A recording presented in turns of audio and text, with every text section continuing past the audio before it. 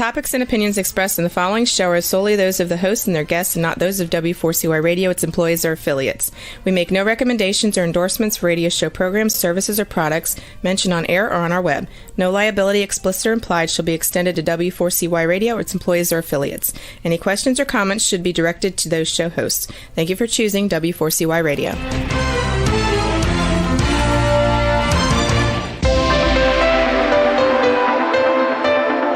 Churchill said, "Those who fail to learn from history are condemned to repeat it." Kevin Hallinan believes that certainly applies to business. Welcome to Winning Business Radio, here at W4CY Radio. That's W4CY.com. And now, your host, Kevin Hallinan.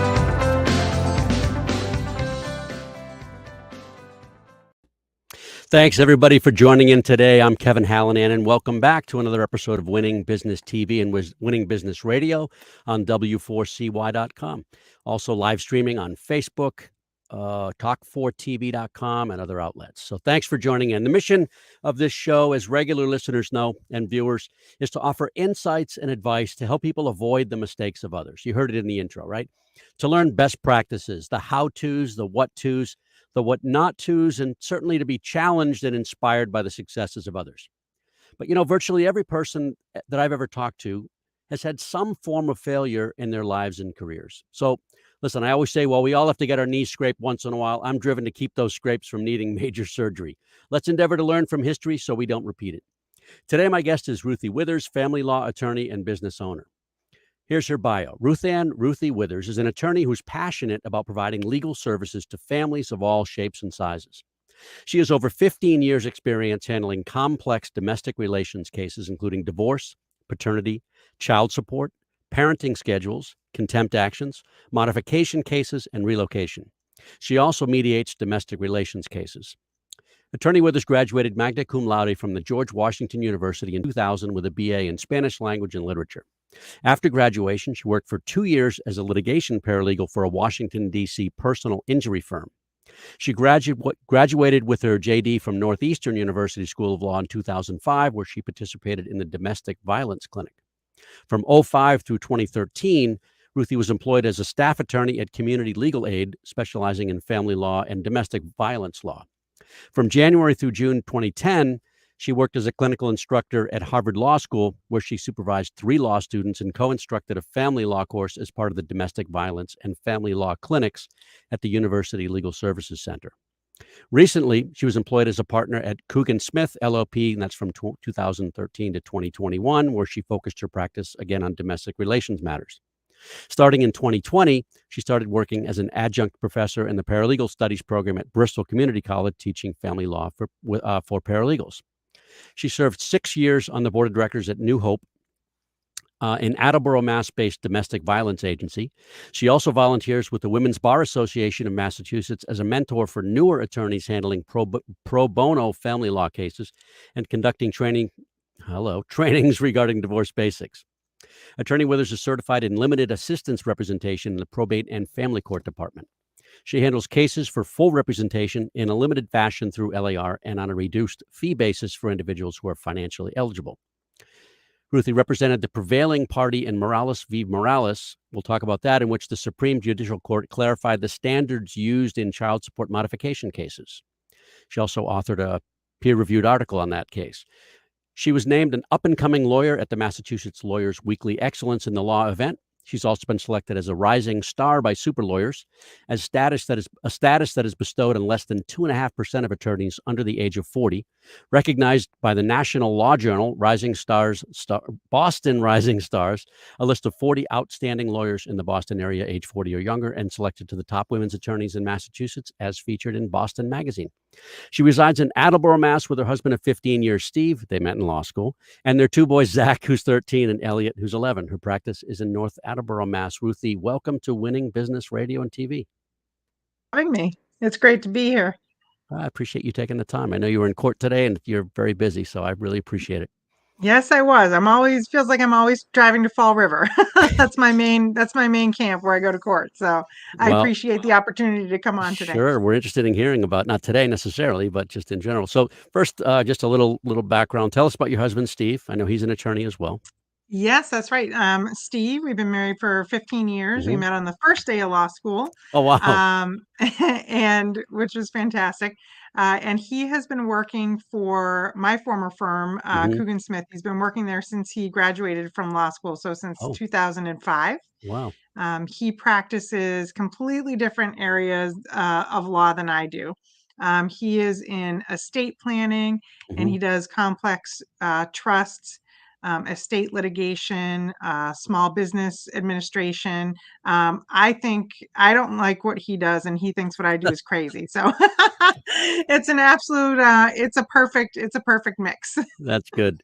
Yeah, I'm sure that you've been involved in some craziness, knowing Yes, I have people, every right? day. Yes, Uh, there is no dull moment. Every day I oh, come to work, it's a different story. I'm sure of that. Tell us about your boys, Zach and Elliot. Zach and Elliot, they are amazing. Mm, They are in fifth and seventh grade in the mhm. Attleboro school system. Elliot is my athlete. He loves soccer and running and anything having to do with sports. Cool. So he's my soccer fiend. He Yeah. knows more about English Premier League soccer than anyone I know. And Zach's more my theater guy. He Oh, likes cool. to do plays. He's involved in student council, and so they're pretty much opposites, but they get along well together, kind of like my husband and I. That's So fun. Love it. yeah, All right, I wanna ask about your background a bit. Did you grow up in Massachusetts? I didn't. I actually grew up in Manchester, New Hampshire. Okay, yeah. So I went to school. I was born there, and I went to school until I was in high school. And then I moved to California for a few Mm, years. I lived in Southern California. My stepdad had a job transfer out there. And so from about middle of eighth grade through middle of sophomore year in high school, I lived in Carlsbad, California, oh, wow, yeah. which could not be any different. We lived right near La Jolla, Mhm. and it was sunshine all year round. And it was a fantastic experience. It was really great. And then when the job transfer came back, I went back to living in Manchester Yeah. and finished high school there. So what were your early interests, and what drew you to, major undergrad, at least Spanish language and literature? It's interesting. I've Yeah. always been, growing up, I was always very much an athlete. Mhm. I played sports year round, everything from track, cross country, soccer, basketball, tennis. I love sports and love competing in sports.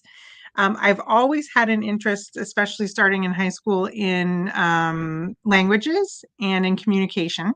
And so I really was interested in Spanish language and literature, took it throughout high school. Mm, And I knew that I wanted to pursue language and liberal arts in general. And I had a couple of choices when going to college. I didn't apply to very many colleges, but my last two choices were UNH, which is a mhm. fantastic school, Yeah. in but it is in rural, New Hampshire, or George Washington University, right in downtown DC. So I made the decision, even though UNH is an amazing school, Gotta that if I commute all the wanted, time too. yeah, exactly. If I wanted to pursue languages, DC was probably the best Yeah, choice for me. yeah. And you minored in So paralegal studies. Was that an accident? Was that a later thought, I or did well, kind of funny story. So, my parents are very supportive and Mhm. they love that I was into languages, love that I was getting a great education at GW. But I think it was somewhere in the middle of sophomore or junior year where they said, "That's fantastic, but why don't you get something a little more practical going on in there?" Because I think at one point I loved anthropology. I was going to be an anthropology minor. So they pumped the brakes a little bit and said, "Okay, that's fantastic, but why don't you put a little practical experience in there?" And so I looked around and found the paralegal studies minor, which actually gave you a certificate in paralegal studies. And I took that, and it was a really good fit. And I'm really glad. And it ended up leading to my first job, which was yeah, you got fantastic. yeah. So I wanted to ask you about that. You started as Yep. a litigation paralegal in a personal injury firm in DC. Yes. Were you looking for personal injury, or were you looking for that kind of law, or were you looking for the opportunity? Tell us about that, I and was then the looking for a position. job. Yeah. Yep. No, but I knew I wanted to be a paralegal. And with my Spanish skills, I knew that I wanted to try and utilize those. And I applied and interviewed at a ton of different law firms at the end of my senior year, and found a great fit at the law firm Regan Halpern and Long, which was, I think at that time they had 5 or 6 attorneys. It was plaintiff side personal injury. Hmm. And my passion has always been just helping people. And I felt that in my role as a paralegal there, I was able to really assist clients and help them along the process. I like the idea of explaining things to people and really helping people through the process that can be really complex at times. And actually, when I graduated GW, I wasn't even thinking of going into, I knew I needed a break from school. I wanted Yeah. to work Yep. for a couple of years. I was a little burned out. But I actually wanted to get a master's in teaching for Spanish language and Oh, literature. cool. And after I ended up working at the firm for a couple of years down there, I really loved it. I loved being a paralegal. I am crazy. I love paperwork. I love organizing. I'm a super organized person, which is very Yeah, helpful when you're that doing is that kind crazy. of That's job. just wrong. I know, right? So yeah, I just kind of was like, well, what about law school? And one of the partners, I worked for 3 partners there, and one of them had gone to Northeastern, and he thought it would be a great fit, encouraged me to apply, and that's where I ended up going, which Yeah. ended up being a fantastic experience. You Yeah. know, he reminded me of my dad's brother. He was a Manhattan attorney who I don't know how he learned Spanish, but he was really good at languages and he was very fluent in Spanish, even Hmm. though he, first language English. And he carved a niche in working with the Spanish community, the Hispanic community. This Yes. was like the I mean, let's see. So I was born in 61. So the 50s and 60s and 70s, really. I mean, he was still practicing until just a number of years before he died, which is only like, I don't know, 5 or 10 years ago, somewhere in there. But anyway, what would you say, what was your would have been a key lesson learned or a takeaway from that paralegal position? I guess from my paralegal days, just keep an open mind, I Mm, guess would be, I didn't quite know what I wanted yet. And the areas of law I practiced in, I knew nothing about tort law. I worked a lot for like workers' compensation, which I mhm, really had no interest in at the time. Um, and just to kind of keep an open mind, because you never know what might catch your interest and what you might be interested in. Um, and so as I started working there, I was presented with different opportunities to work on different types of cases in different areas of law. mm, They didn't do family law. I didn't even know I was interested in family law at that time.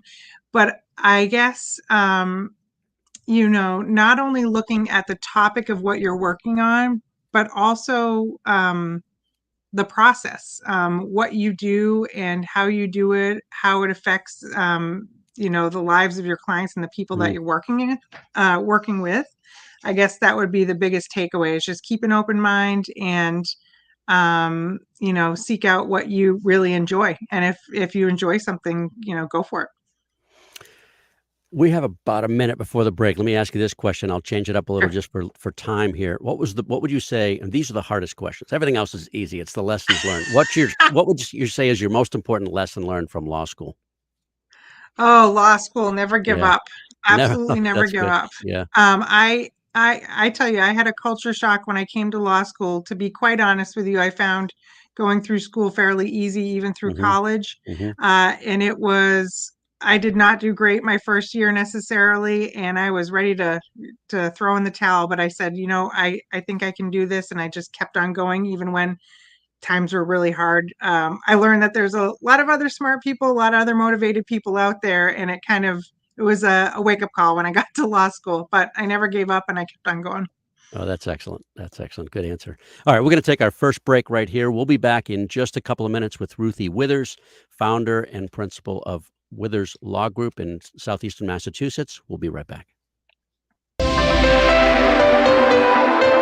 You're listening to Winning Business Radio with Kevin Hallinan on W4CY Radio. That's W4CY.com. Don't go away. More helpful information is coming right up, right here on Winning Business Radio.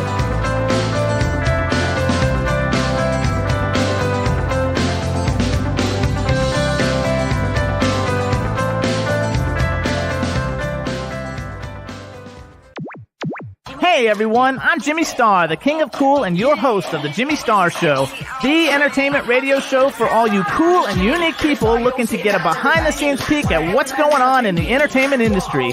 Listen in as me and my cool crowd of co-hosts bring you celebrity guests, new music, and the good times in fashion, entertainment, and pop culture. Right, everybody? Right! Tune in live Wednesdays at 3 p.m. Eastern on W4CY.com.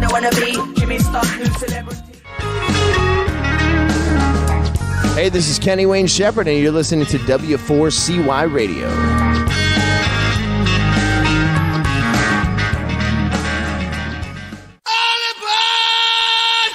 Hey, this is Rebel Mother. Join me for In Your Face on W4CY.com, Tuesdays at 2 p.m. Eastern Standard Time.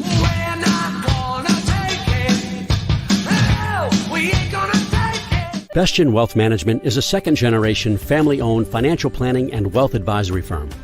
In addition to coordinating complex business and personal planning needs, our firm takes a sincere interest in your well-being and personal values. Find us at bestgenwm.com. That's bestgenwm.com, where we consider all our clients an extension of our family. Advisory services offered through Commonwealth Financial Network, a registered investment advisor. And now back to Winning Business Radio with Kevin Hallinan, presenting exciting topics and expert guests with one goal in mind, to help you succeed in business. Here once again is Kevin Hallinan. We're back with Ruthie Withers of Withers Law Group.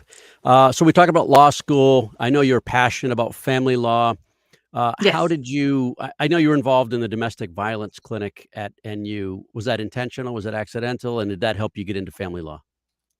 Yes, so I was involved. The great thing about Northeastern is that and for law school as well as for undergraduate and many of their programs, you are allowed to, or you have to participate in 4 what they call cooperative experiences.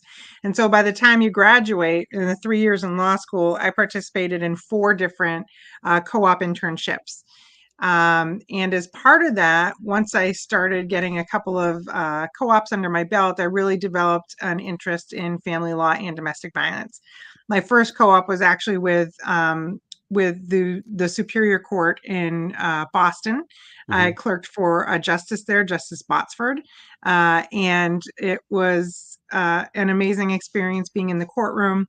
And then I focused for the remaining 3, I focused on legal aid and family law work. And that's where I really became interested in not only family law, but legal aid and the idea of representing represented individuals in court.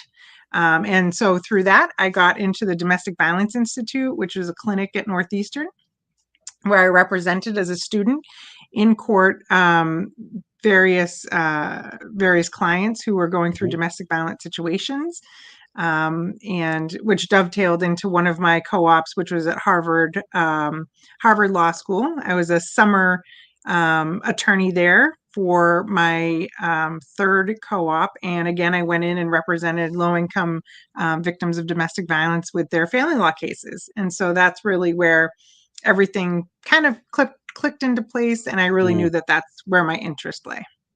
We're going to get to this in more depth, but that's still a really important part of your work, right? Absolutely, yes. In fact, yes. You spent 8 years staff attorney at Community Legal Aid in Worcester. Tell us about that work. Yeah, it was amazing. I worked, that was my first job out of law school. So I worked for Community Legal Aid, CLA, in Worcester from 2005 to about 2013. And they have several different departments, probably 6 or 7 different departments focusing on an area of law. So I was accepted into the family law unit as a staff attorney, and we were federally funded, but through the Victim Against Violence Against Women's Act, we were federally funded to represent victims of domestic violence in their family law cases. And so I represented, that's what our focus was on. And that was my niche, was to represent clients who were low income, who were below the poverty level, in their cases in probate and family court and in district courts when there were restraining orders and things like that. So it really, for 8 years, my focus was 100% on domestic violence survivors and victims going through the family court process. Wow. Now we don't have to get into that in too much detail, but that's where the word crazy might apply, right? The at least fact that one I'm still side doing this 17 years later, yes, I am crazy. Well, not you. I mean, the situations, right? That's where you see, unfortunately, some people at their worst, right?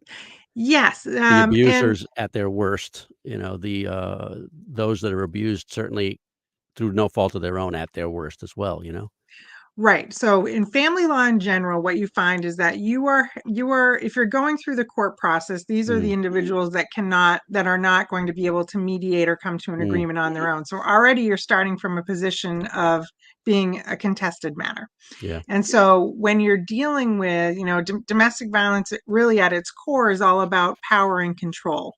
That one person exerts over the other. And what better place to exert that a lot of times is in a structure like a court system, where it's very hierarchical and it deals on, it deals with power, what you can present to the judge in a very short period of time. And so, yes, oftentimes, especially with family law, you're dealing with people who are going through a very traumatic experience, who are very emotional on both sides. And that's why I am so interested in this, because often there's a power imbalance. You have someone who's a survivor or an active victim of domestic violence. They don't know how to use their voice. And that's part of my job, is to use my voice to help advocate on their behalf to make it a more level playing field. This is again one of those few hard questions, not really. Key lesson learned, your key takeaway from those 8 years? Again, I would say more on, the don't give up vein of things.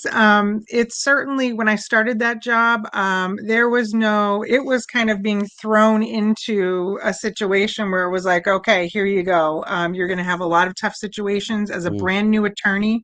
It was hit the ground running. And a lot of times you don't know, what you're doing necessarily. You're behind the curve. But I guess the biggest lesson that I've always had, and particularly when I first started, was never be afraid to ask questions when you don't know something. And also, don't pretend to know something that you don't know. A lot of times I feel like attorneys are under this pressure to, have all the answers, to seem like they're intelligent and they know everything. When in reality, there's so many things that come up that you just don't know the answer to, and that's okay. Yeah. So one thing that I particularly learned, especially as a new attorney at Legal Aid, was I wasn't going to tell someone something to placate them. I was going to, if I didn't know something, I just said, I'm sorry, I don't know the answer. Let me look into that and get back to you. And I've carried that throughout until the present day. But a lot of times, there's no winning and losing in probate and family court in any type of law. And you have to realize that, particularly in family law, it's hard to distance yourself, right? So a lot of times you become invested. It's very emotional. But really, when I had kids, and I had to learn really how to not bring my work home, and to limit my role and understand my role as an advocate in the court process, not as part of their entire life. And so that was a very hard lesson to learn, but it's something that I've honed throughout the years. So you have to develop a mental toughness. I mean, still be compassionate, and I can tell that you are, but still a form of mental toughness as well, right? Absolutely. And that's the tough part, because there's a lot of tough situations when you're in court. Things don't necessarily go as planned. And that's not a reflection of you as an attorney necessarily, or even of your client.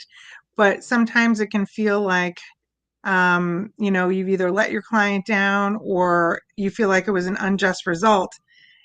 But you've got to move forward. You can't dwell on something that might not have gone your way. You really have to say, okay, that's what happened. Now we need to move on. So it does require a lot of mental toughness, a lot of self-care doing this type of work, or you're not going to you can burn out very easily.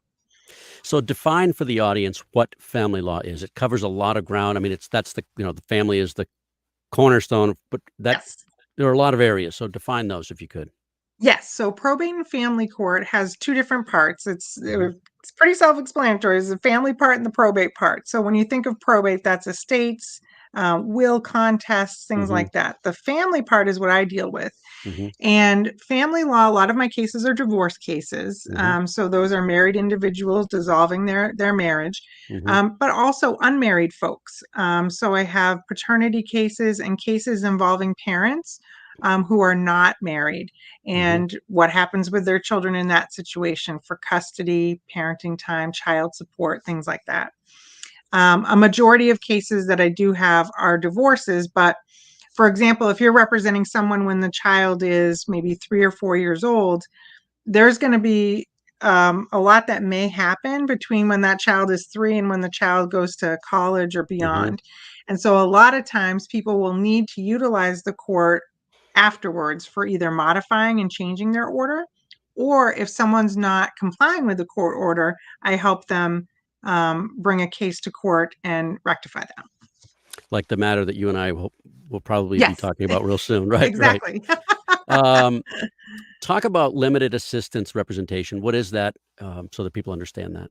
Sure. Limited assistance is a fantastic form of representation, and it goes nicely with my focus on helping people who might not otherwise be represented. So the whole point of LAR is that instead of retaining an attorney with a lump sum upfront, you can hire an attorney for a limited basis for helping with either paperwork, for going to one hearing for you, to filing and serving papers. So you literally represent someone for a piece of the case. It's kind of like a la carte.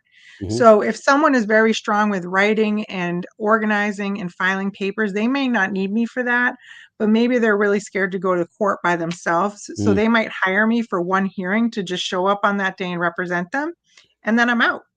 And then if they want to hire me for another portion of the case, they can do it that way. It also allows for a flat fee. Instead of having a retainer normally that you would work off of, I could charge a small flat fee for a small portion of the case. So it's very cost effective. It's great for clients because they get the help with exactly what they need. And for attorneys, it's great too, because if it ends up not working out, or maybe it's not the right fit, it's a way to help someone, but then be able to move on. Are there times when, well, first of all, most people probably wouldn't be aware of that, right? So you would recommend it in certain instances? Yes, a lot of times there aren't many complicated cases. For example, if someone is filing, for example, for child support, it's one issue. It's a very narrow issue. It's not as complex as a divorce case. Maybe they just need my help with that filing and getting things started. So those types of cases that are less complicated and not as involved, I think it's a great avenue for them. And the courts here in Massachusetts each have a list of limited assistance representation attorneys who will take on those cases. So clients can look at the list and look at the contact information and contact you directly about that. Without getting into too much detail, because I want to get to the next question after the break, are there special qualifications to be on that list, or is it just that you've made yourself available? Those attorneys have made themselves available. So you do, it's an easy process. You do have to go through a course and become certified to learn about the process and how it works and how it's utilized. But no, there's no special qualifications. You obviously have to be a barred attorney, but you do have to take the course and become certified, and that's it.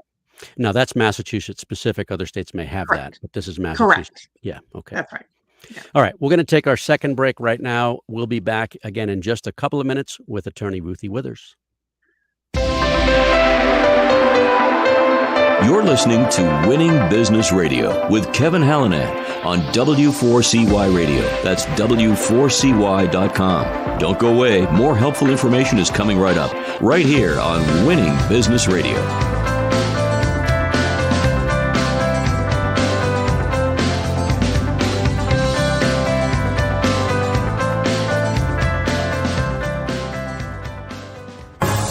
Have you ever dreamed of having your own radio show?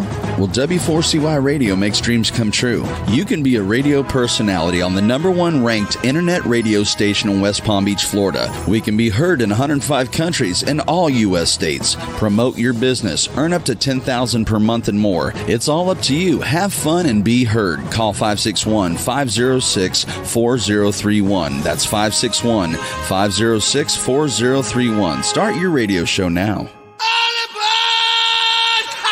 This is Rebel Medler. Join me for In Your Face on W4CY.com, Tuesdays at 2 p.m. Eastern Standard Time.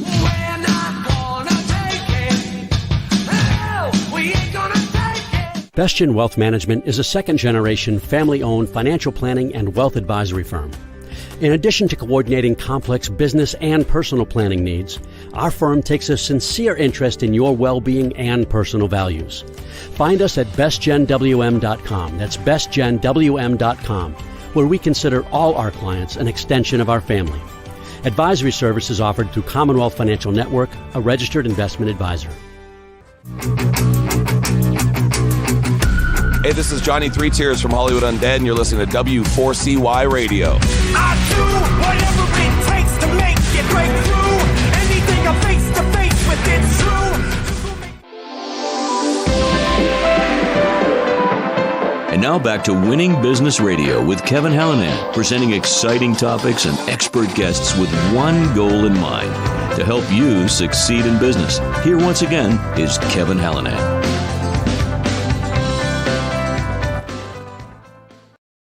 We're back with Ruthie Withers, passionate family law attorney and founder and owner of Withers Law Group. I want to get to business in a few minutes, but Morales v. Morales. Yes. Talk about the meaning of that case, why it's in your bio. I know there's a good reason, and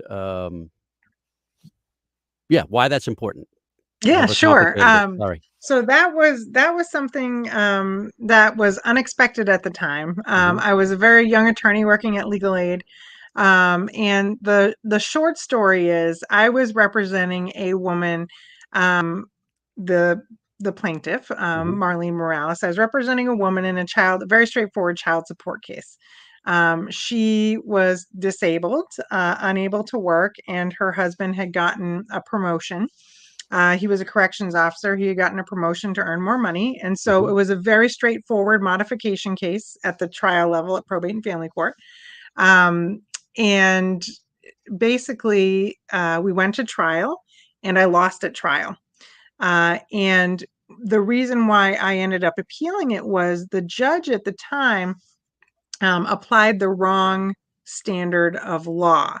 And so in the Massachusetts statute regarding modification of child support, if there's a change in custody or visitation parenting time, you have to show that there's been some sort of big change in circumstances, some material and substantial change. You can't just come in whenever you feel like it and say, okay, I want a new schedule or I want custody.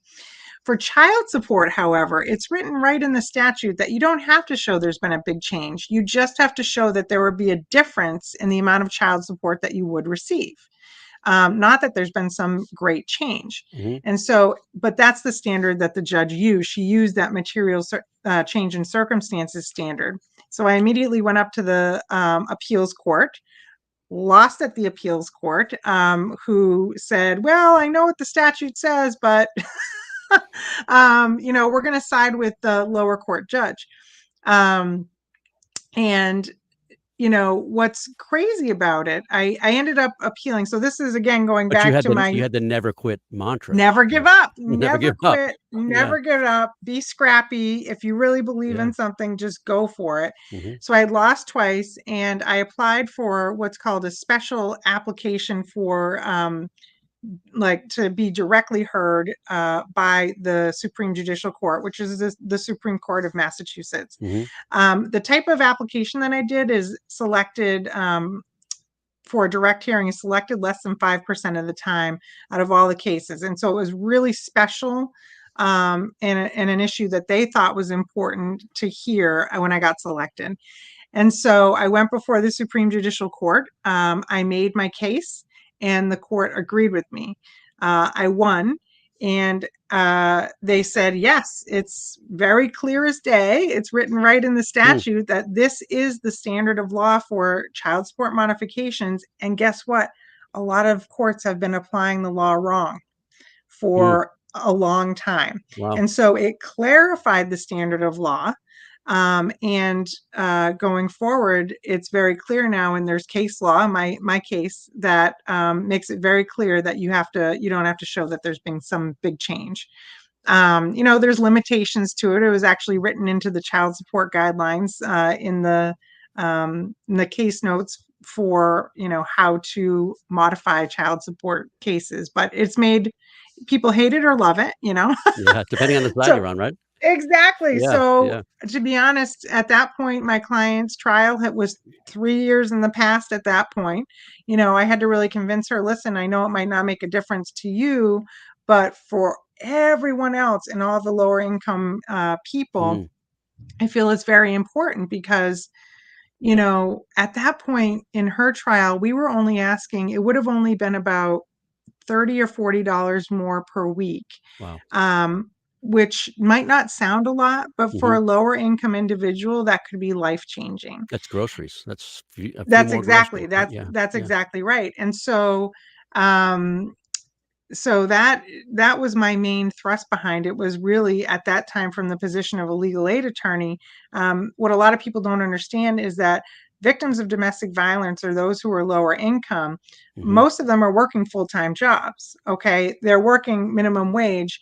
That kind of money would be extremely helpful, but they're not going to just come in on a whim and apply for more. They don't have the time to not get paid at work, to just come in. That was the fear, that the floodgates would open and everyone would start asking for more child support. And that just wasn't the case. And so it's people who represent higher income individuals did not like the ruling, and I still hear about that today. But overall, it was an exciting case to be involved with and very exciting to argue before the SJC. So you get the expression "you" sometimes. Yes, exactly. Oh, you're the one. Yes, you're like, oh, I read about you. Yeah. So I've a lot of people like it, a lot of people don't like it. So that's okay. It was pretty controversial at the time. It sounds fair to me. That's all I can say as a non-attorney. Thank you. All right, yes, so I think so too. Right after that period, or concurrent, 2013 anyway, you went to Coogan Smith, first as an associate, and then 2016 as a partner. What was behind the decision to go to that firm, and did your work stay the same or change, and how did it differ between legal aid and a firm? Yes. So it's very different. The culture is very different. My husband actually, as I mentioned, worked at that firm. In 2013, I had both of my boys at that point. So I had very young children. I was commuting from Attleboro to Worcester every day, which was difficult to say the least. And so I had made the decision, because I wanted to be closer to my family. I actually made the decision at that point to start my own firm. I put together a business plan. I started looking at places in the Attleboro area. And my husband, someone at the firm, reached out to me and said, we're looking for a family law person. We don't have anyone who really practices that. We'd love to have you interview. And I was like, great. It was very daunting at the time. It wasn't like I was going to take any clients with me from legal aid. So it would have been starting from scratch. So I went and I actually gave them my business plan ahead of time. I showed them what my work philosophy and my ethics and what my interest was. And they really liked the idea. And I got hired as an associate there. So it was a great fit. I kept practicing the same area of law. Of course, I was working for private clients, but I did continue with kind of a hybrid model that I had proposed in my business plan, which was, I do want to represent, obviously, you're a for-profit firm. I have to represent people for money, right? That's the whole point. But I also had the leeway to keep representing people for a reduced fee. based on their income and also on the LAR basis, which was a lot of flat fee work. So it was kind of a hybrid model and it worked well. And so that's how I started my career there. And that was, I mean, obviously it works because that was another 8 years or so. Yes, Another 8 that's years, right? Yeah. Yes, Yeah. and I became partner after a few years there, and I really enjoyed working at Coogan Smith. I really liked it. A lot of people were crazy, like, you're seriously working with your husband, and then you have to go home. Done that. I'm like, Done yeah, that. we'll have a lot of together time, but it was good. Like I said, he did a lot of different stuff, so we weren't bumping into each other too much. But I really, I think COVID just really changed a lot of things for a lot of people. For sure. And the more and more I got into it, the more I just had an itch to really, I had thought a couple times while I was at Coogan Smith of going out on my own. And I got to the point where I thought, not if not now, when? My kids are still, they're old enough where they're not babies anymore.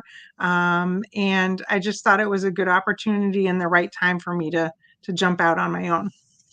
So let me ask a family-related question. As a Yes. full-time practicing attorney, did you have a nanny? Did you have family support? How did you make that work with your boys? Very difficult. I'm sure. Because they were actually born, they were both born preemies. And so Oh, when wow. they were born, they were each in the NICU for 6 weeks apiece. Wow. And at that time, thank goodness, at Legal Aid, I had a very generous maternity leave policy. So I stayed 6 months out with my first and 4 months with the second. But they had a lot of medical issues growing up. And so, yeah, it was difficult. Obviously, it's a little easier when they get to school age, but Sure. my in-laws were fantastic. They live right down the street from us in Attleboro, and so they were there to help out, and they continue to help out a lot. So that's great. Yeah, basically before and after school care, daycare, and then the help of family. That's awesome. Yeah.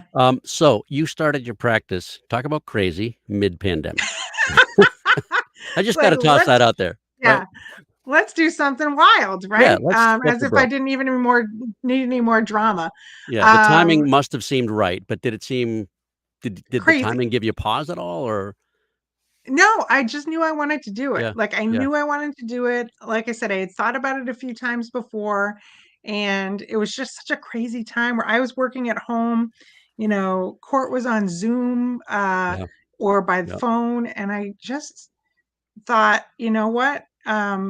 It just gave me time to reflect and say, this is it. This is what I want. And now's a great time to do it. Everyone's in a moment of transition anyway. And I had such the interesting thing about my work at Coogan Smith was that I was really the dedicated family law attorney. So I kind of had a firm within, not a firm, but I had a practice within the firm where no one else was practicing this. These clients were really my own.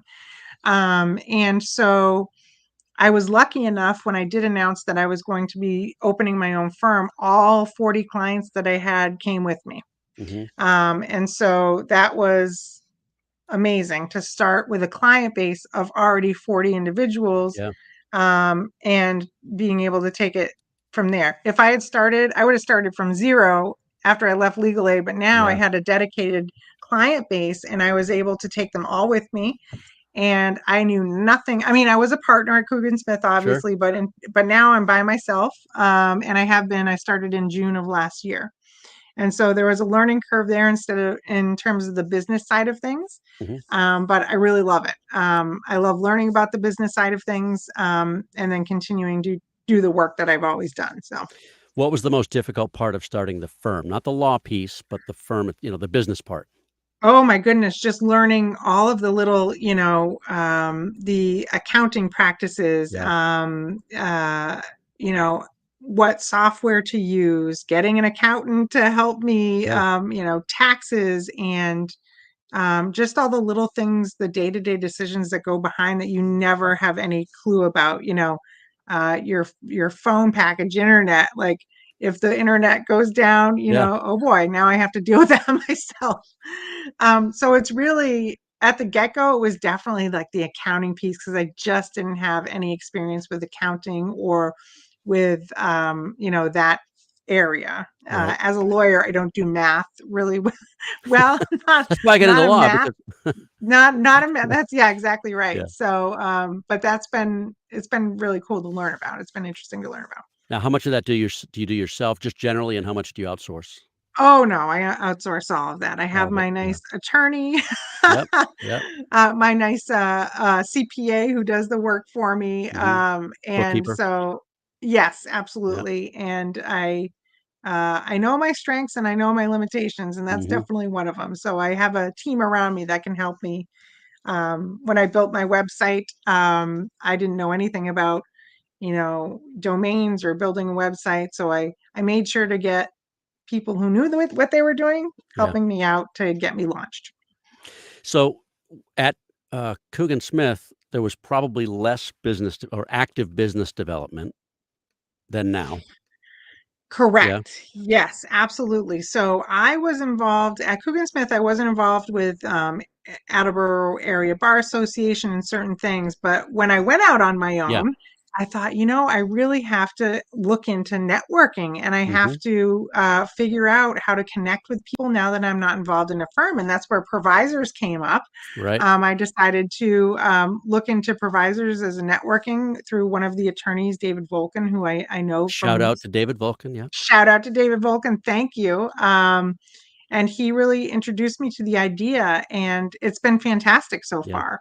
And that's something that's definitely I'm learning more about, to connect with people, how to connect with people, and the value of being part of a community like that. Tell us about there are two organizations I want you to tell us a bit about. And I always ask anybody, and it's most people that are on the show, have some type of nonprofit thing that they do, right? And some more than others. Yes. Tell us about the Women's Bar Association. You function as a mentor and trainer, Yep. and New Hope, and you've been on that board for a long time, and you're the current, I believe, still the current serving president, right? Of the So, board. and I'm past president, but I Past am president. involved. Okay. So, New Hope is near and dear to my heart. Mm. I started volunteering for them about 10 years ago, Mhm. when my oldest was just a little guy, a baby. And they are a local domestic violence sexual assault agency in Attleboro, and they help out. They are involved in 35 different area communities, cities, and towns in Wow. Southeast and Central Massachusetts. They provide all sorts of services. So I was on the board for 6 years. I capped out at my 6 years, but I was president of the board. Mhm. But now I am co-chair of their capital campaign to build a new shelter, a domestic violence shelter. So I've been involved with that for about 2 years, and it's been really How many fulfilling work. beds? How big will that be? It's going to be 14 beds. Mhm. It's a confidential location, Mhm. but it is going to be 14 beds. It's going to be brand new, beautiful. It's been a really successful campaign. Nice. So happy to be part of that. And then Women's Bar Foundation, that is part of the Mass Bar Association. It's Mhm. one of their pro bono projects. So people who are low income, family law, need family law help, they get attorneys who are volunteers to help represent them. And then there are more experienced attorneys like me who help mentor the new family law attorneys, help them through the case, and make sure that they have, they have all the resources they need to get through their first case. That's really cool. Two things. Who in the viewing and listening audiences should reach out to you, and why? And what's the best way for them to connect with you? Sure. So I guess if anyone is out there, if you are an attorney or and might practice a different area of law and need someone for a family law case, definitely Mhm. reach out to me. Or if Right. anyone out there who's listening has a family law issue or might know someone, I'm always happy to just chat with people and talk through their circumstances and see if it might be something that I can either help you with or refer you to someone who might be more knowledgeable than me. Best way to get in touch with me is always through email, because I'm in and out all the time. Yeah. And that's Ruthie at witherslawgroup.com. So same thing as my address, except for Ruthie at witherslawgroup.com. Perfect. And Ruthie is Ruthie. That's right. Well, listen, thank you so much. Time flies. It's already almost 10 of. I really appreciate you taking the time with as busy as you are. It was really interesting for me, and I hope it was meaningful for others as well. Thank you very much. Thank you very much. Great to be here. You got it. And thanks everybody for watching and listening. This is a show about business and often business challenges. If you've got concerns about the growth of your company or firm, feel free to reach out to me on LinkedIn or Facebook at Winning Business Radio. Our company is Winning Incorporated. We're part of Sandler Training. We develop sales teams into high achievers and sales leaders into true coaches and mentors. We're not right for everybody, much like Ruthie said. Maybe I can help you with a referral, but at least we maybe should have a conversation. Think about that. Thank you, as always, to producer and engineer Roxy for another job well done. We'll be back at it again next Monday, April 4th, 4 p.m. Eastern. See you then. You've been listening to Winning Business Radio with your host, Kevin Hallinan. If you missed any part of this episode, the podcast is available on Talk4 Podcasting and iHeartRadio. For more information and questions, go to winningbusinessradio.com or check us out on social media. Tune in again next week and every Monday at 4 p.m. Eastern Time to listen live to Winning Business Radio on W4CY Radio, W4CY.com. Until then, let's succeed where others have failed and win in business with Kevin Hallinan and Winning Business Radio.